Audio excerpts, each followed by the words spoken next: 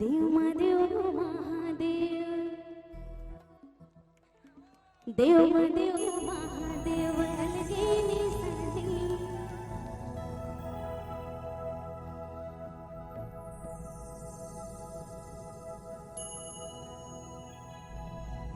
नमो पार्वती पते हर हर महादेव। सबको कोई हाथ उठाना चाहिए, बोलो हर हर महादेव।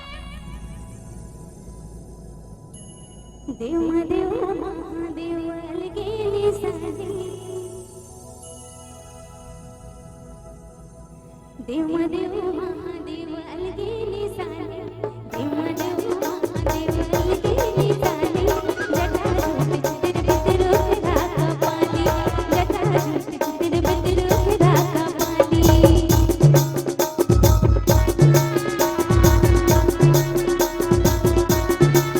दोनों हाथ उठा के ताली बजाना।